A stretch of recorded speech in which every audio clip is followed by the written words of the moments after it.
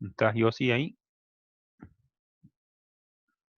Abrí, si Sí, querés. sí. Hola a Ahí estamos. todos. Bueno, la idea de la capacitación de hoy, igual que las que veníamos haciendo en los viernes anteriores, es Yossi va a compartir la pantalla y va a dar la presentación. Si pueden ir primero chequear ahí si alguno tiene el micrófono abierto, de cerrarlo, y después, si quieren ir haciendo las preguntas por el chat, cuando termina la presentación las vamos repitiendo, leyendo las preguntas, y por ahí yo sigo contestándola, y después alguno que quiera repreguntar, se puede abrir el micrófono, no habría inconvenientes.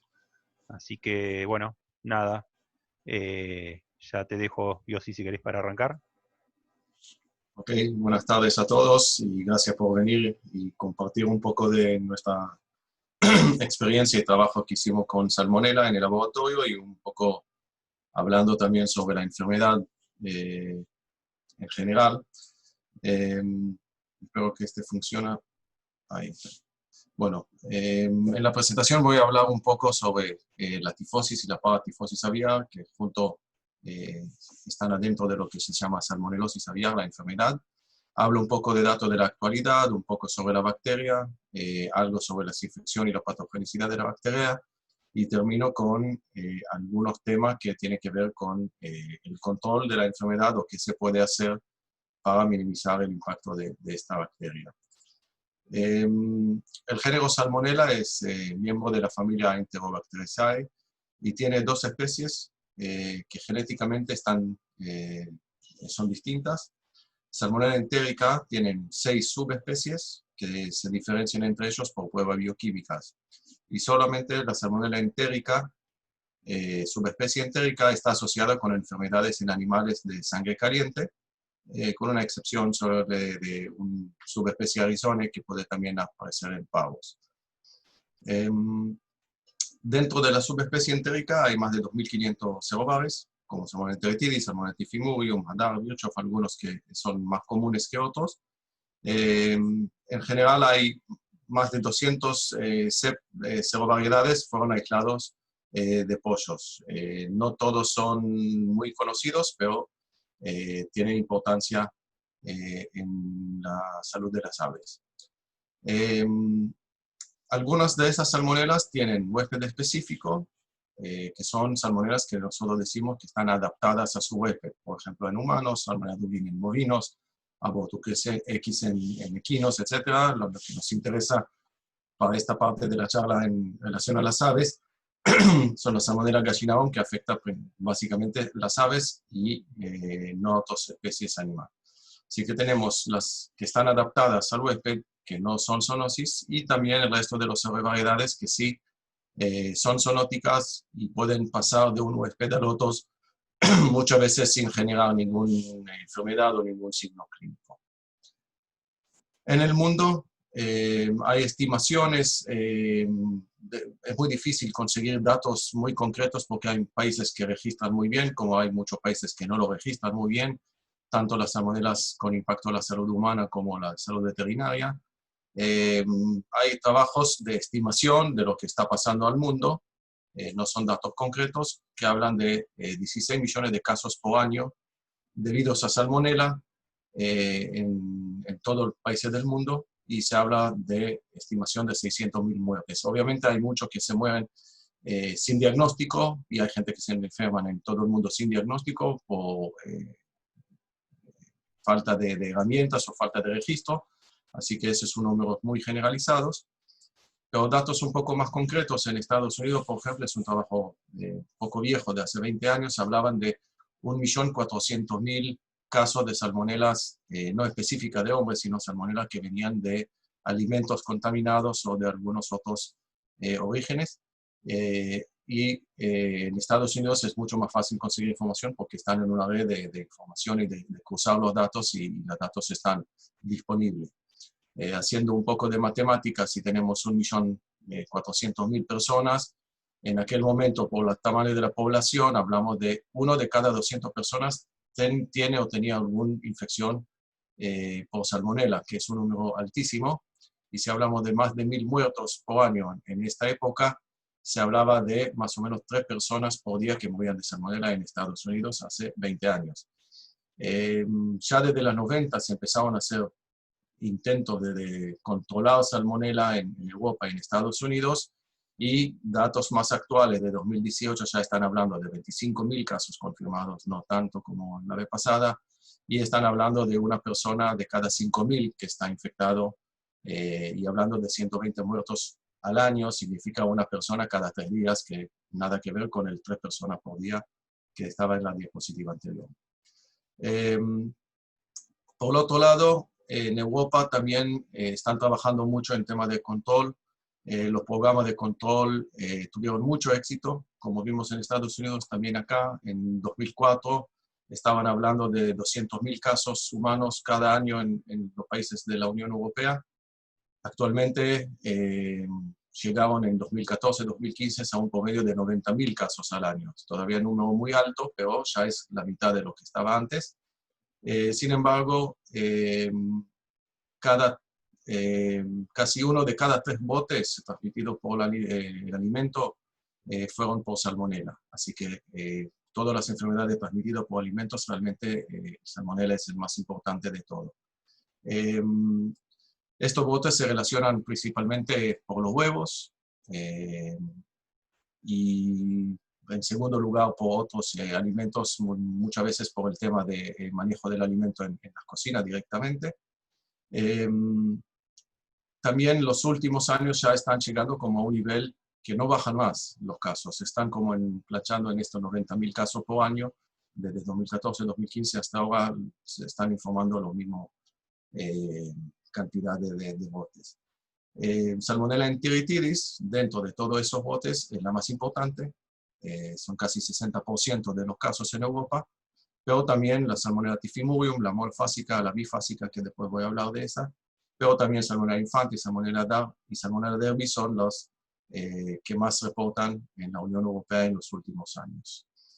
En Estados Unidos, a cambio, Salmonella enteritidis solamente casi 20%, Salmonella typhimurium con 13%, Newport con 13%, y después los demás serovariedades. Obviamente, estas distribuciones depende del año que hacen el trabajo o la cantidad de años que están mostrando, ocultando información, va variando, va cambiando.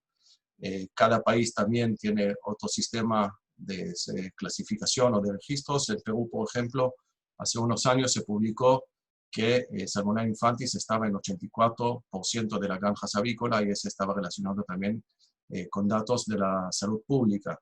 En diferentes provincias de Perú se podía ver mucho más Salmonella infantis que enteritidis o las otras que están más comunes en otros países. Entonces, ¿dónde encontramos esta salmonela o dónde viven? Hay muchos lugares donde uno puede conocer. Está asociado mucho con productos de origen avícola, huevos o pollos. Entonces un aviso así de pollos contaminados con salmonela no es algo que nos sorprende encontrar en las noticias. Sin embargo, cada tanto aparecen avisos de diferentes lugares en diferentes alimentos que puede ver a veces muy poco esperado, por ejemplo pistachio o medallones de soja. Muchas veces también son contaminaciones cruzadas en el transporte o en la fábrica y no necesariamente que vino de origen. En Inglaterra había unos casos de salmonela en chocolate. En Estados Unidos había botes de salmonela de mantequilla de maní, hasta con personas que murieron por esos. Y así podemos seguir también buscando información en internet, se puede encontrar en tomates, en almendras, etc. Hay mucha información que va apareciendo de a poquito. Hace poco en Europa había un bote que estaban asociados con pepinos. De esos salmonelas, ¿cuál es el serovar más importante? Es muy buena pregunta, porque como dije, van variando, van cambiando, van adaptando a las medidas, haciendo control de un serovariedad, muchas veces aparece otro y se transforma el más importante.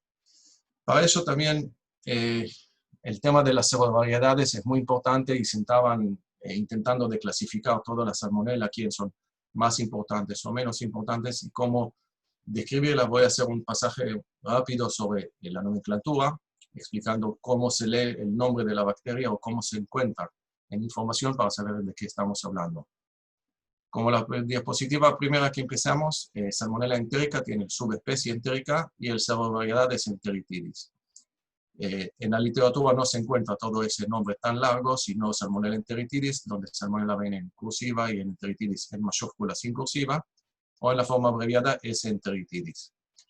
De una manera similar, la Salmonella gallinarum se va a escribir Salmonella entérica, subespecie entérica, serovariedad gallinarum, pero esa a su vez se puede dividir en biovariedades, porque la gallinarum con mayúscula sin cursiva incluye el Salmonella gallinarum o Salmonella pulorum, que es decir, vienen con cursiva y en minúscula.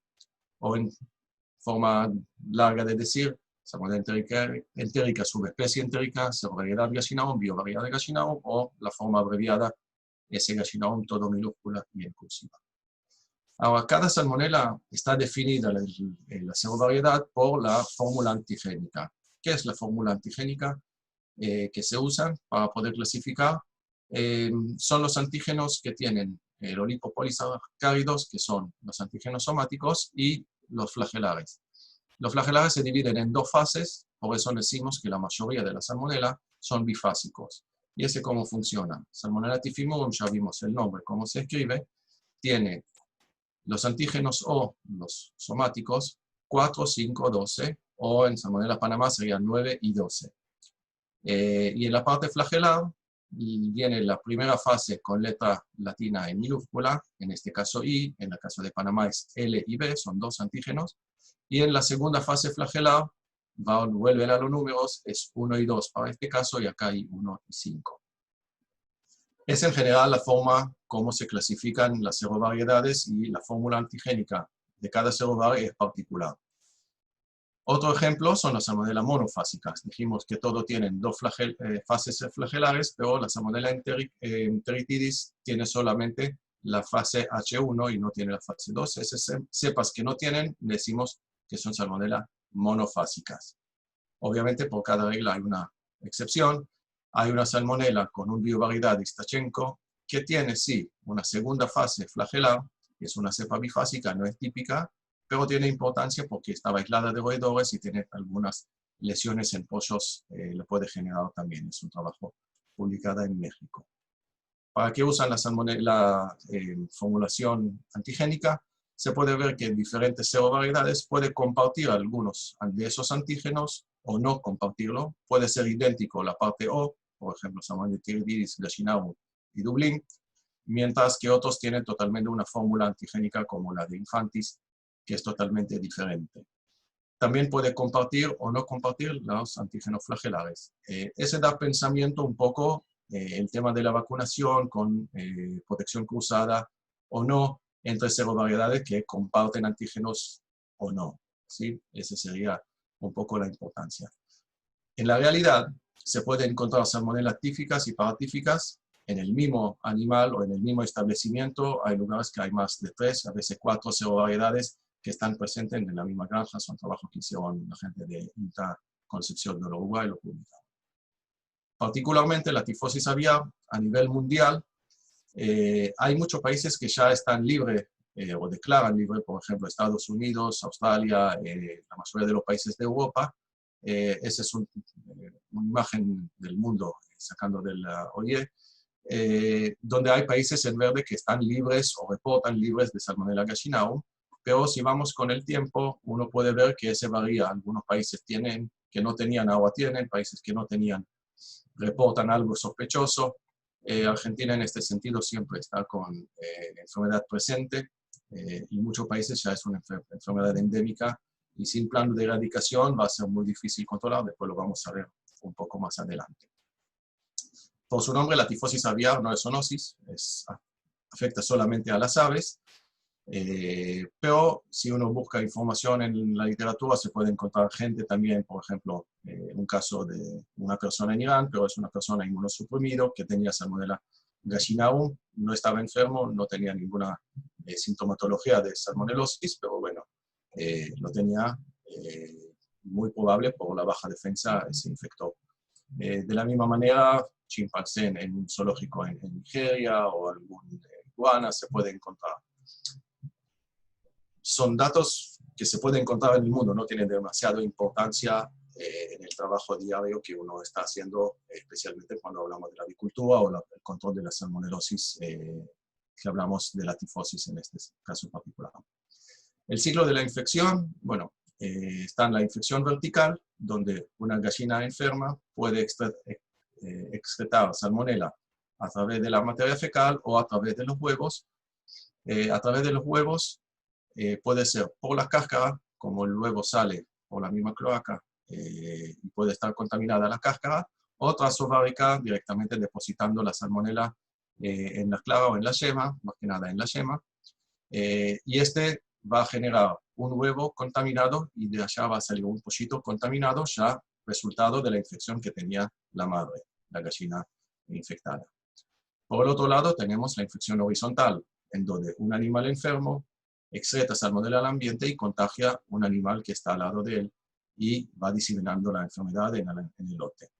En la realidad están pasando las dos cosas al mismo tiempo. La gallina pone huevos, este huevo que sale contaminada va a resultar en pollo enfermo, este pollo va en forma horizontal contagiando la demás pollo ya directamente en la nacedora, después en la granja se va a incrementar este caso de contagio y en la granja ya vamos a tener pollos en diferente estado de infección, todo excreta salmonela al ambiente y tenemos una gallina que ya está enferma y cuando se va a poner huevos vamos a volver a generar este ciclo de infección.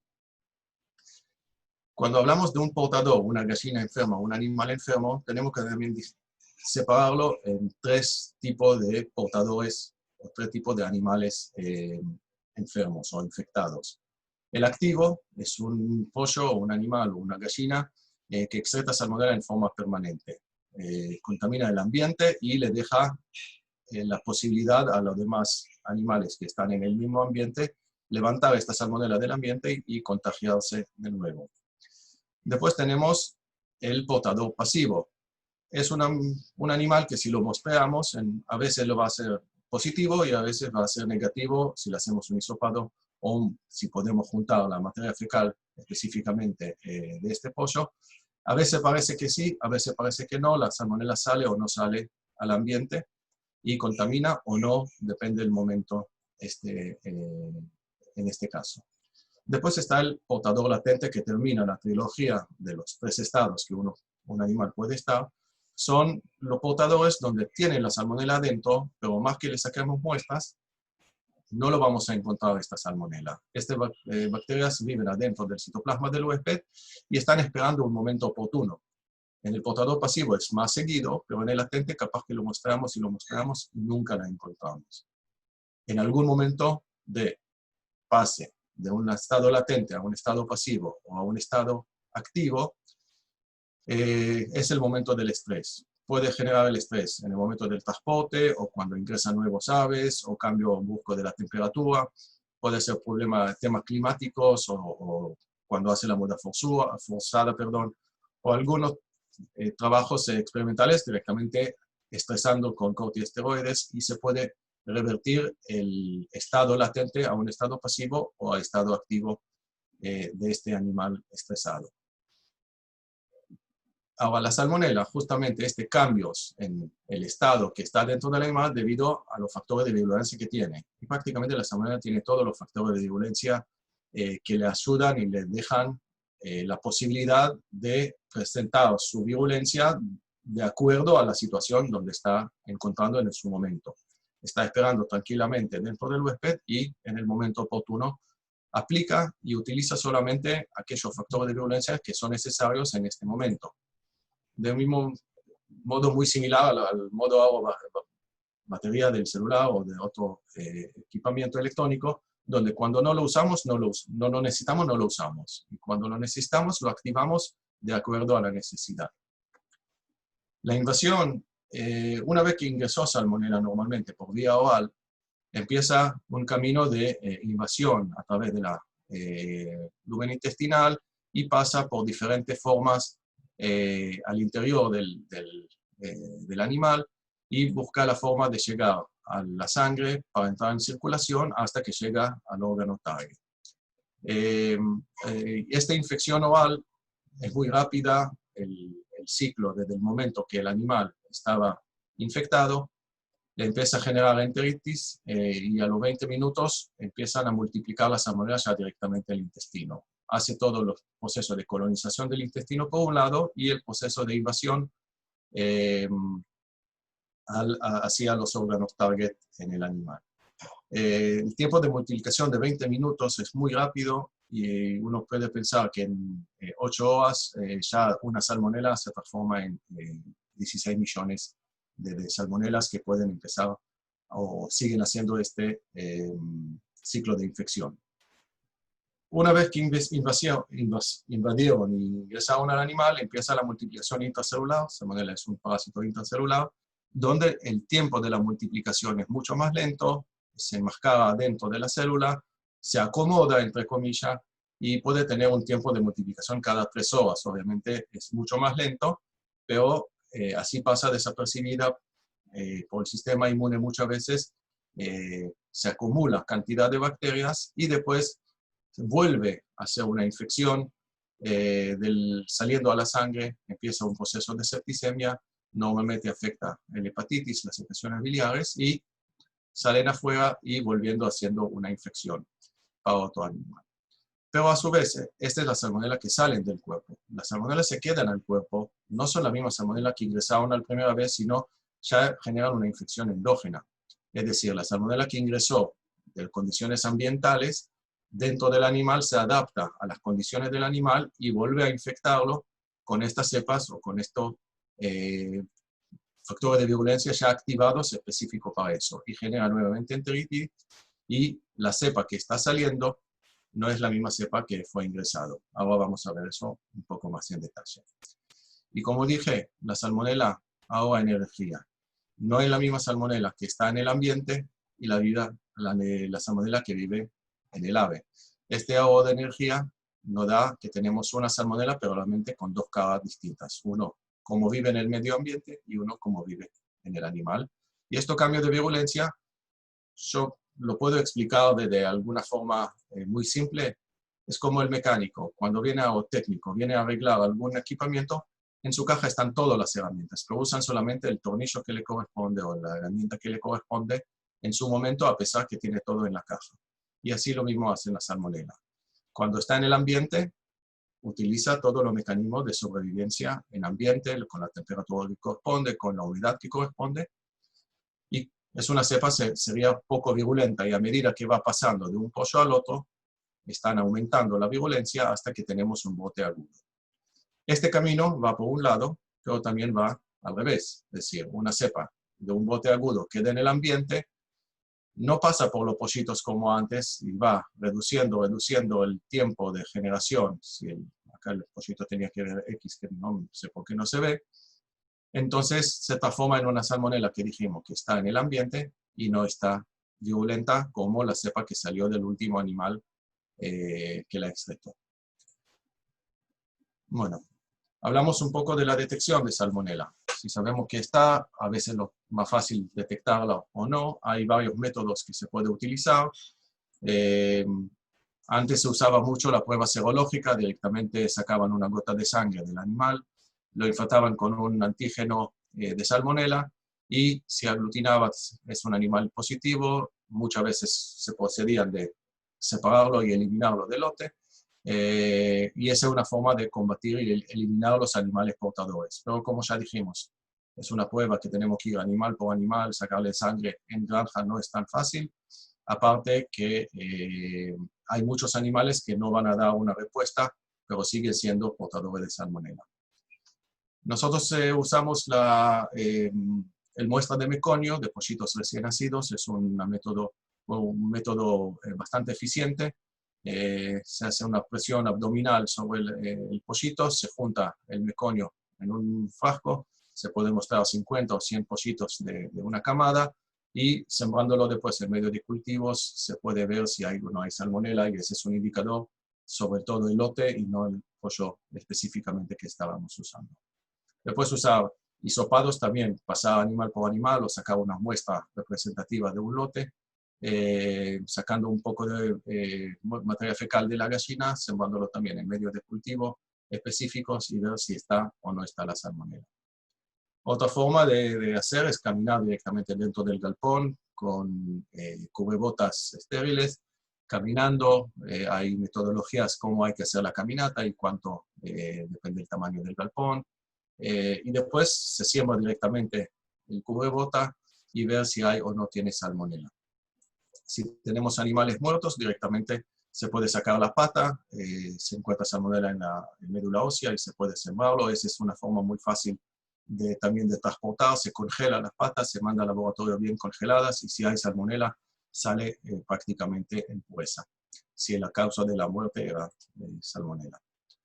En la necropsia uno puede ver también hígados infectados, hepatomegalia o hígados muy friables. Esas son fotos de inoculación experimental con Salmonella enteritidis, por ejemplo. Se puede ver también, no es común, pero se puede ver yemas afectadas directamente. Ese también es un ensayo con inoculación experimental con Salmonella enteritidis. Se puede ver cómo se afecta la yema. Lesiones en vaso, se puede ver directamente las colonias de bacterianas que están acá. Y si es una infección mixta, se puede ver que cada una de estas manchas puede ser debido a otro tipo de salmonela. Ese también es una infección experimental que hicimos con Salmonella enteritidis en este caso. Otra forma de encontrar es directamente ir a los huevos. Como dije, que puede estar contaminada la cáscara, pero también se puede contagiar o trasladar salmonela directamente a la yema. Otra forma de hacerlo es utilizar el maple mismo, que si estaba en contacto con el huevo, va a estar contaminado el maple, se puede romper y probar si tiene o no tiene salmonela en el maple. Referente a la yema, la cantidad de yemas infectadas o la cantidad de huevos que se infecta a través de la yema es muy baja. Puede ser 1 a 3 por 1000 en un lote en el pico de la infección. Entonces, no sería la metodología más adecuada para buscar. Se usa mucho más por nivel experimental para ver si hay una infección translovárica o no. La mayoría van a estar contaminadas por la cáscara. Y después, bueno, ¿en qué medio se puede utilizar para cultivar salmonela?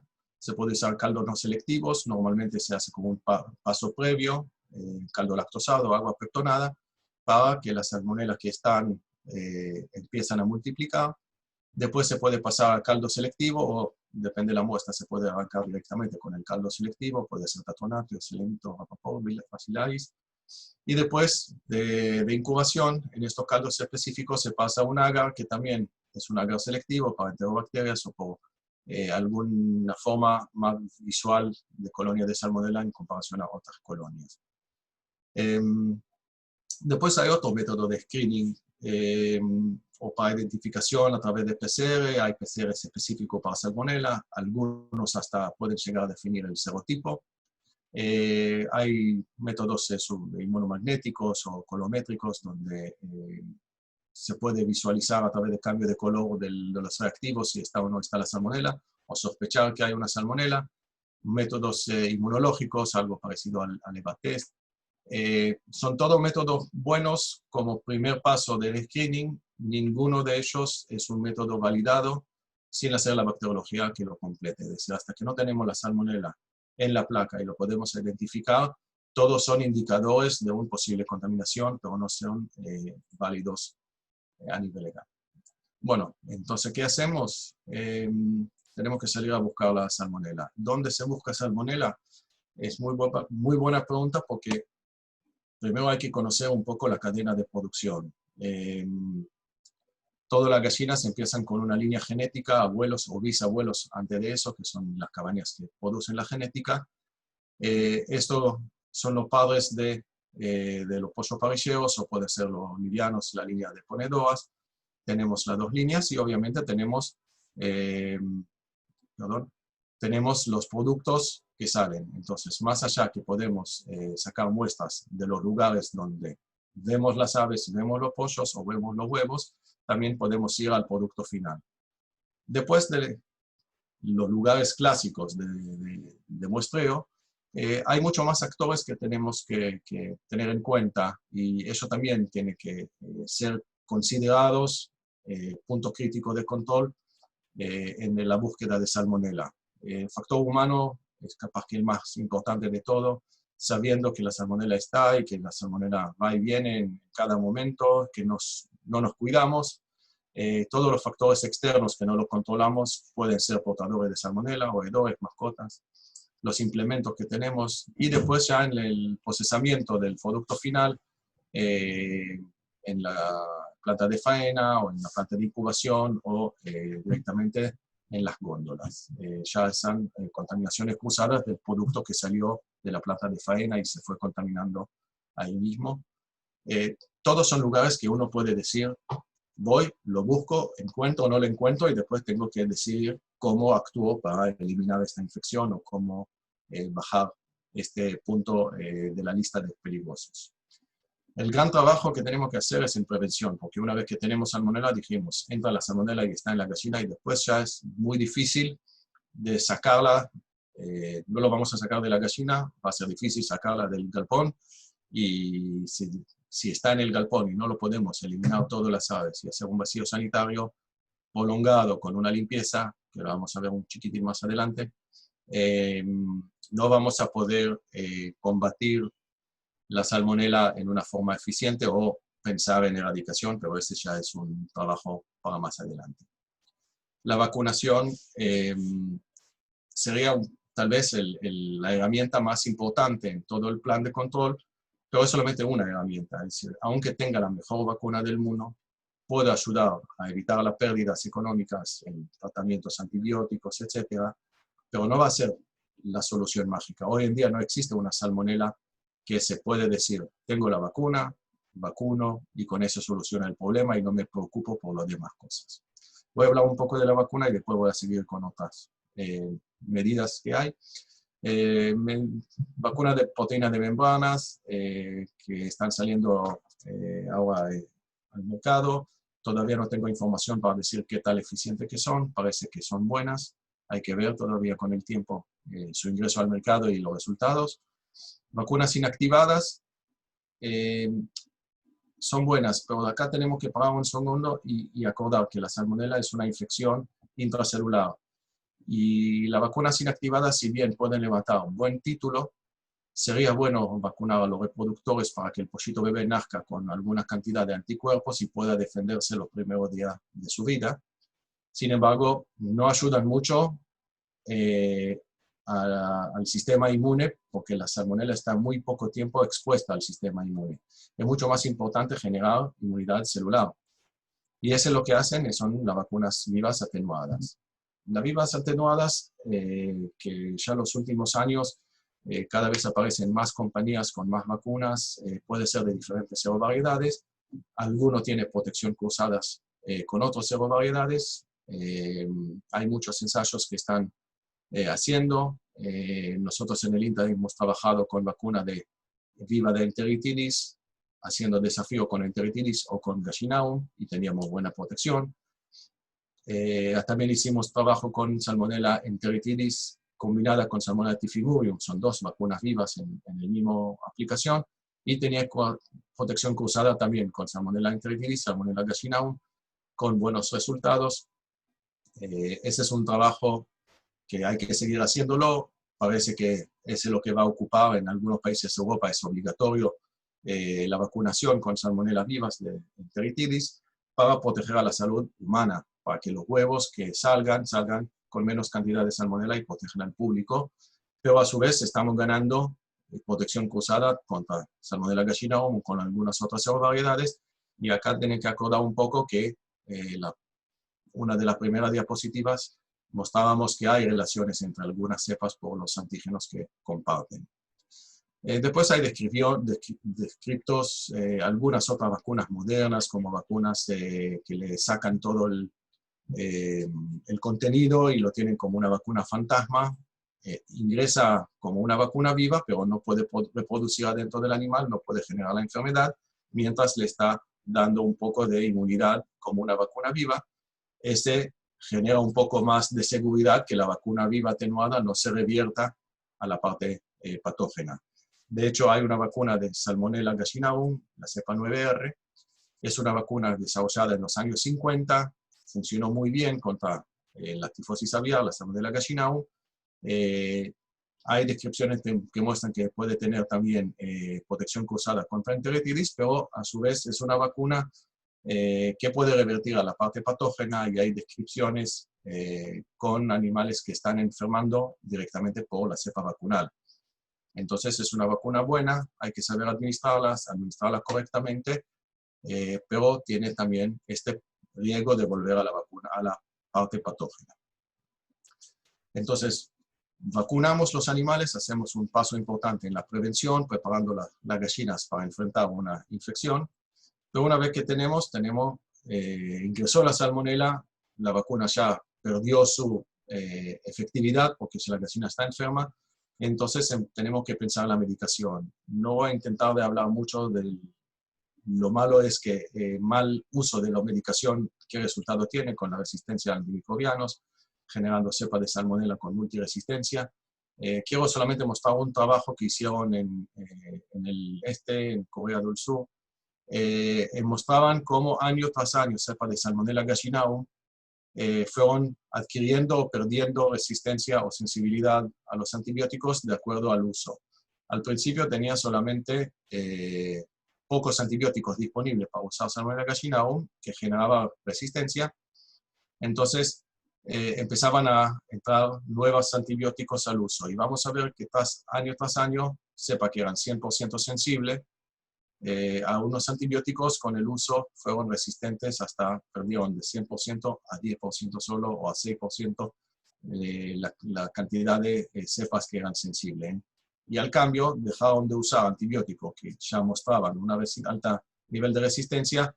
Al dejar de usarlo, la población de salmonela que estaban encontrando fue cada vez recuperando la sensibilidad a esos antibióticos. Entonces el uso de antibióticos obviamente tiene que ser medido, intentar de no usarlo en lo más posible, y vamos a ver ahora algunas otras alternativas para no usar los antibióticos, no solamente contra salmonella, sino en forma general. No voy a hablar de eso acá ahora.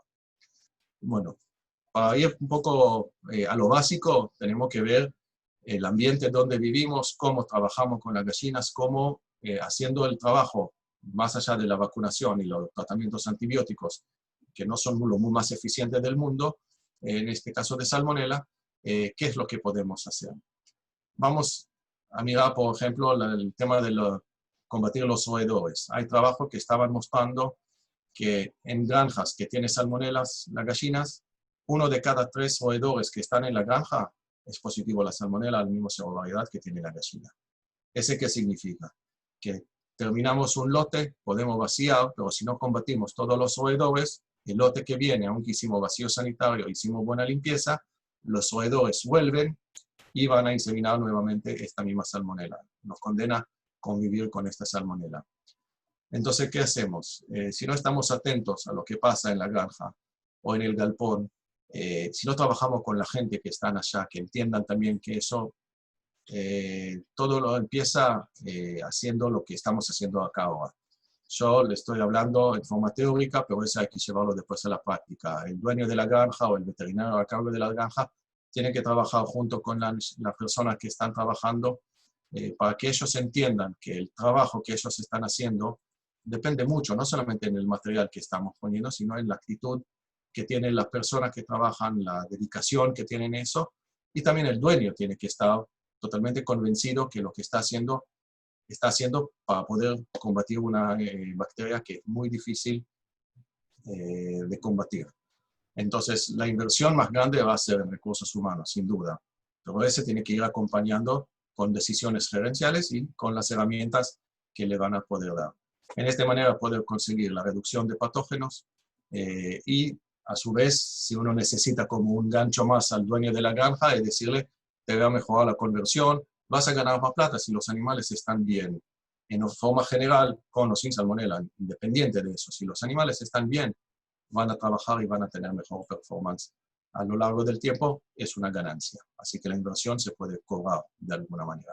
Y no hace falta pagar mucho. Hay muchos productos. Voy a mencionar ahora algunos trabajos que hicimos en el INTA con buenos resultados, que se puede mostrar que no necesita una gran inversión en implementos o en equipamientos, Por ejemplo, amonio cuaternario se puede utilizar, es un producto que está disponible en diferentes presentaciones. Nosotros trabajamos con una presentación granulada de un producto, donde la dosis recomendada era el 25 ppm, aplicándolo en el agua de bebida. Nosotros decidimos trabajar con diferentes dosis para ver el efecto, si aumentando la dosis tenemos mejores resultados, y obviamente un grupo de control. Y este ensayo intentamos demostrar dos cosas. Por un lado, si inoculamos pollos con Salmonella gallinarum, si el desinfectante puede o no puede controlar esta infección, bajar la mortandad generada por esta bacteria, o si puede reducir la infección horizontal hacia unos animales que no lo vamos a infectar en forma experimental. Entonces, en cada jaula teníamos 30 pollitos inoculados en forma experimental y al lado de ellos le pusimos en el mismo cubículo experimental otros 35 pollitos para ver qué pasa si se infectan o no se infectan, si el agua de bebida con el desinfectante en diferentes dosis puede reducir esta infección horizontal. Entonces, cuando miramos los pollos centinelas, que no estaban infectados, buscamos salmonela en el hígado, después de unos días conviviendo con los animales infectados experimentalmente, y vimos que 12% de los animales grupo control se infectaron, mientras que en los grupos 25, 50 o 100 ppm no teníamos infección. Y es sorprendente, en dosis mucho más alta teníamos un grado de infección aún mayor al grupo control. Ahora vamos a hablar qué es lo que pasó acá. Lo mismo con los pollos que inoculamos experimentalmente. Si en el grupo control teníamos un poco más de 50% de mortandad, en el grupo de 25 con la dosis recomendada lo podíamos bajar a 40 y acá al 25%, que es un buen resultado. Para la mortandad bajarla a casi 35%, mientras que la dosis más alta teníamos 85 y 70% de animales muertos más que en el grupo control. Y acá, obviamente, dosis de 25 recomendada o 50 son dosis que ayudan a controlar los patógenos. Cuando hacemos una dosis mucho más alta, este amonio cuaternario lo que está haciendo es eliminando toda la microbiota intestinal y dejando a la salmonela un ambiente mucho más favorable para hacer su invasión. Entonces, con poca cantidad de salmonelas tenemos mayor mortandad, o en la diapositiva anterior, mayor infección hepática entre los animales que lo están tomando desde el ambiente directamente. Así que acá, en este caso, la dosis recomendada estaba bien puesta y no siempre hay que ir a lo demás. Pero sí se puede controlar. Sale la mortandad por salmonela con un amonio cuaternario aplicándolo en el agua bebida. Otro trabajo que hicimos también con Salmonella gallinarum, aplicando en el alimento una mezcla de ácidos orgánicos, que ese también ayuda un poco a modificar el pH del intestino y ver si la salmonela puede o no generar mortandad, donde tenemos el animales control que no tenían el alimento tratado o animales con tratamiento. Y vimos claramente que cuando el alimento está en dosis baja de salmonela teníamos prácticamente nada de mortandad en ambos grupos, pero cuando le damos más salmonelas, el grupo sin alimento, sin tratamiento en el alimento, tenía 40 o 43% de mortandad, mientras que el alimento tratado nos quedamos con 4% de mortandad por Salmonella gallinarum. Así que modificando un poco, favoreciendo la microbiota intestinal, podemos controlar la infección por salmonela y la mortandad por salmonela. Otra metodología también está en auge en los últimos años, es la eclosión competitiva. Es un tema de usar cepa probióticos, prebióticos, algunas otras, hasta vacunas vivas que se aplican los primeros días tienen un efecto o un impacto que no es solamente de la inmunidad, sino participa como una cepa probiótica en eclosión competitiva, en donde bacterias no patógenas colonizan o están presentes en el intestino y no dejan a una salmonela o un patógeno que viene de afuera colonizar o hacer su ciclo de infección. Cuando hablamos de probióticos, bueno, también es un abanico de productos que existen en el mercado. Se puede utilizar una composición definida de cepas probióticas, muchos son de lactobacilos, enterococos, bifidobacterium y algunos otros que pueden ser.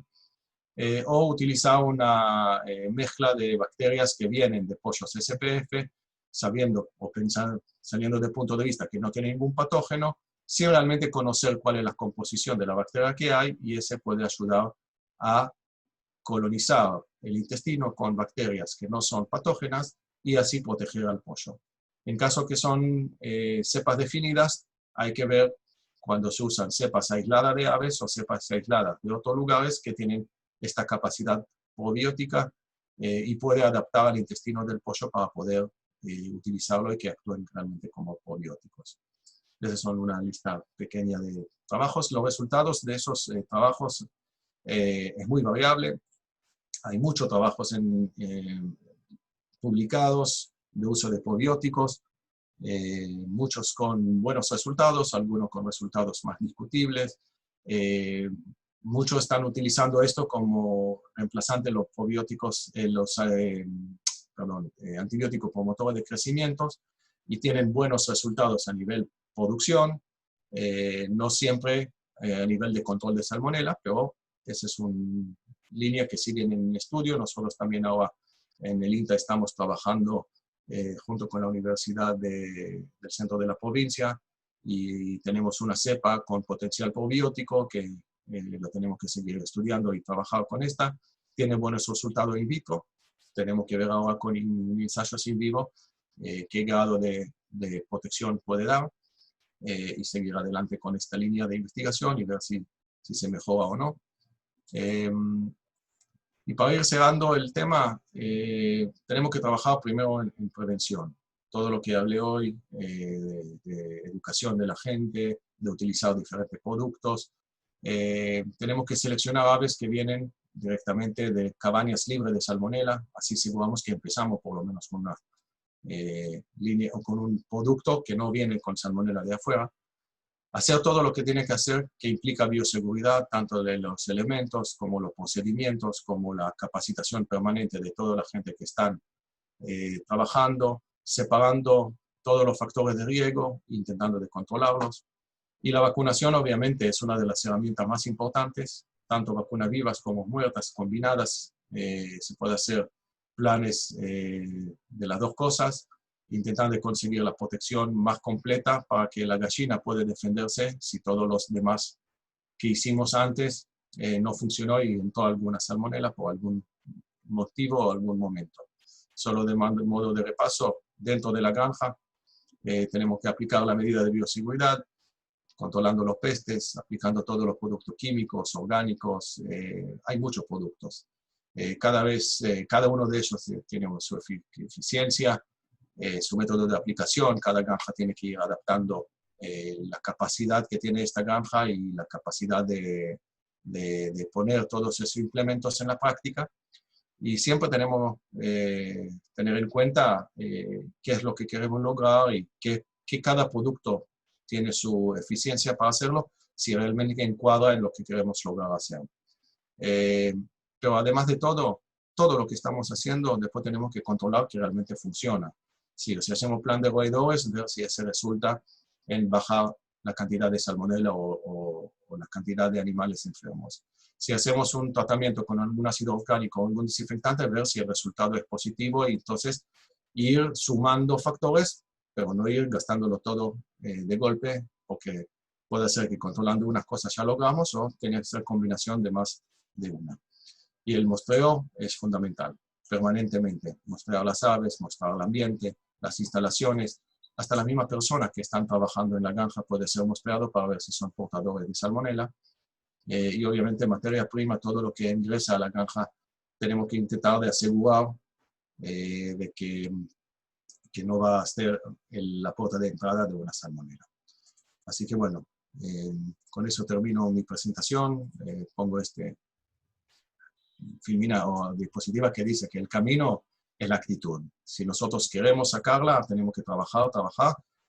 Tal vez es un trabajo sin fin, pero si levantamos la mano, volvemos directamente al primer paso como que no hicimos nada. Así que bueno, le agradezco el tiempo que escucharon y si hay algunas preguntas. Bueno, gracias Yossi. Vamos a ver si hace alguna pregunta, incluso si alguno quiere abrir el micrófono, me da creo que tienen permitido desde allá abrirlos, así que es cuestión de, vamos a esperar un ratito. Ujú.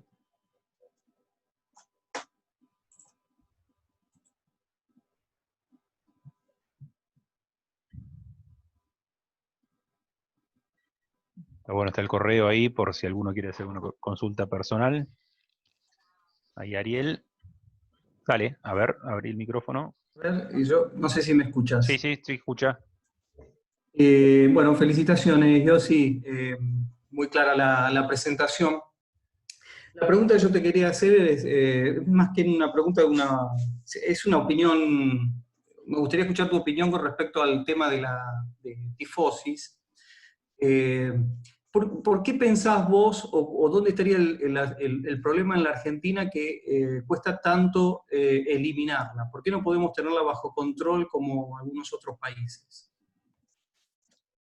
Es muy buena la pregunta, gracias, Ariel. El trabajo de erradicar una enfermedad, sea Salmonella gallinarum como cualquier otra, es un trabajo que tiene que ser bien coordinada y bien completa entre todos. Si una granja hace todas las cosas bien, pero a los 2 kilómetros tiene una granja que no hace absolutamente nada o no hace lo suficiente, yo puedo tener todo perfectamente bien y pasa un ratón de un lado para el otro y me destruyó todo. Y si no hacemos un trabajo real con las autoridades, en donde hay buen control de salmonela, eso es lo que hicieron en Europa, donde hay buen control y hay que eliminar las gallinas y hay que compensar a esta granja para que puedan hacer una limpieza y empezar de cero con buenas condiciones, no lo vamos a lograr. Ahora, en Argentina es imposible trabajar porque hay muchos trabajos en granjas no registradas, no controladas, que no hacen todo lo que necesitan para mantener la salmonela afuera. Hay mucha contaminación cruzada entre maples usados, gallinas de granjas de múltiples edades, etc. Son todas cosas que hasta que no logramos a entender que eso es lo que hay que hacer para poder eliminar esta enfermedad, no lo vamos a lograr. Ni acá en Argentina, ni en ningún otro país que no hacen eso. En Europa lo hicieron, lo lograron. En Estados Unidos lo hicieron y lo lograron. Hoy prácticamente no hay caso de tifosis salmonella allá. No está la salmonella gallina aún. Lo lograron eliminar, lo pagaron con otra enteritis que entró y bueno, pero eso es para otra charla. Pero si queremos erradicar esta enfermedad, tiene que ser una visión mucho más amplia que cada uno de nosotros puede hacer bien en su granja. Perfecto. Gracias. Mira, ahora, perdón, ¿puedo hacer otro? Sí, métele. ¿Sí? Porque en base a la respuesta se me ocurrió otra cosa, justo con lo que vos decías, que la eliminación de Gallinarum permitió el ingreso o facilitó o se ve mayor ingreso de enteritidis. ¿Hay un efecto de competencia ahí entre esas dos salmonelas? No, se pueden convivir juntas las dos salmonelas, no hay problema con eso. El tema es que cuando hicieron un trabajo tan fuerte pensando solo en Gallinarum, no se dieron cuenta que están dejando de lado. Salmonella no es una sola. Dijimos, hay 2.500, cada una es distinta de la otra, tiene mayor afinidad a uno hospedo a otro, mayor afinidad a un ambiente a otro, a una temperatura y otra. Y cuando combatís mucho uno y dejas de lado al otro, lo que estás recibiendo es el rebote de allá. Entonces allá trabajaron muy bien con Gallinarum y cuando se dieron cuenta que funcionó, se enteraron que Salmonella enteritidis ya está diseminado en todo lado. Ahora estaban haciendo trabajo contra enteritidis y empezaban a aparecer las otras, la Infantis, Hadar, Virchow, etc. Ese es un trabajo permanente. Europa intentó en su momento de declarar tolerancia cero a la salmonella. Queremos productos primarios, cero salmonella. Y se dieron cuenta que es imposible. Es imposible tener cero salmonella. Entonces ahora están hablando cero salmonelas importantes. Eligieron 5 cero variedades que son las más importantes y no quieren saber nada de estos. Todo que viene contaminado directamente se rechaza, tiene que descartar. Si le va a funcionar, ojalá que sí. El tema que no hay que dejar de lado después las otras cero variedades que vienen de cola. Muy bien, muchas gracias, muy claro. Pato Zimmer está ahí, no sé si querés abrir el micrófono. Sí. O... Sí, ahí abrí, gracias Germán. Ahí. ¿Qué tal, Yossi? Buenas tardes, muy clara tu presentación, la verdad que muchísimas gracias. Te quería consultar, en sistemas productivos, digamos, no comerciales o no a gran escala, pensando en pequeños productores que tienen aves de traspatio y que por ahí tienen gallinas ponedoras y surge esto de, empiezan a morir, empiezan con los problemas de diarrea y el diagnóstico es Salmonella gallinarum. ¿Qué recomendaciones le podemos dar como para que controlen la enfermedad? También muy buena pregunta. El tema de que las gallinas de traspatio normalmente vienen y no tienen ninguna vacunación, es un problema que lo hemos visto a lo largo de los años, que la vacuna viene en frasco normalmente de 1000 dosis para arriba y nadie va a comprar 1000 dosis para tener 5 o 15 o 25 gallinas en su patio. Entonces no vacunan. Sería lindo que puedan comprar gallinas directamente vacunadas, ya medio criadas, con el plan de vacunación y tener en este sentido una protección más. Después es cuestión de también, si las gallinas venían sin salmonela, el contagio es el contagio con el ambiente. Alguna ave silvestre, algún roedor o alguna contaminación contagiando con maples usados que los llevan al almacén y después cuando vuelven los traen la salmonela, pero no saben si venía de la misma granja o no. Esos casos también que estaban que lo vimos en el pasado. Es cuestión de concientización, más que nada. Porque una vez que entró salmonela, le pueden dar antibióticos para la mortandad, pero la salmonela no lo van a erradicar. Y normalmente también este tipo de crianza, mientras las gallinas están vivas, o se multiplican solo en la granja, o lo traen nuevos pollitos que empiezan a crecer, mientras las gallinas viejas están allá, entonces se van a realimentar uno al otro con salmonelas en forma permanente. Sí, muchísimas gracias. No, gracias a vos. Mario Soria consulta, creo que son dos preguntas, ¿podés profundizar la parte de protección de Salmonella typhimurium con una vacuna de Salmonella enteritidis? Mario, perdón, si se infectan con typhimurium, pero vacunados con Salmonella enteritidis, ¿esa es la pregunta? No sé si Mario querés abrir el micrófono o...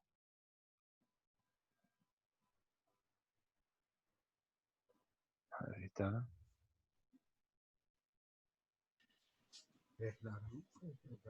Ahora. Ahí está. Ah, sí, esa apunta a la pregunta, yo sé. Sí, nosotros no hicimos ensayos de este tipo, vacunando con enteritidis y desafiamos con typhimurium. Ah, no hicieron. No lo hicimos de la práctica, pero es muy probable que va a tener algún grado de protección cruzada, a pesar que no comparten todos los antígenos. Por eso hay que probarlo. No tengo experiencia. Y la segunda parte de la pregunta era si el desinfectante que probaron está aprobado para darlo oralmente. Dice, normalmente los desinfectantes son para uso en ambiente, no para que lo consuma el animal. Sí, está recomendado de 25 ppm en el agua. Esa es la dosis del fabricante y está recomendado de esta manera. Nosotros hicimos trabajos también con otras enfermedades, también con aspersión ambiental, y también teníamos buenos resultados. Bien. Gilda Bordón consulta, hace unos años utilizaba una prueba serológica de aglutinación, pero luego no conseguí más el reactivo. Si bien es trabajoso, para pequeños productores era una herramienta útil. ¿Tiene información de dónde se puede conseguir? En su momento se vendía a Intervet el antígeno Culorum, hoy no sé si lo venden, no sé. Tal vez Dante, ¿vos sabés algo de eso? A ver si... No lo veo conectado ahora Dante acá, pero... Dante está en Mario. Immunology. Ah, Immunology. Immunology lo vende, sí. Es medio caro, pero bueno, es Biovac. Ok. Bien. Después, bueno, todas felicitaciones por la charla. No sé si alguien tiene alguna otra pregunta. Ahí figura el mail de Yossi para contactarlo por cualquier cosa, cualquier duda que tengan.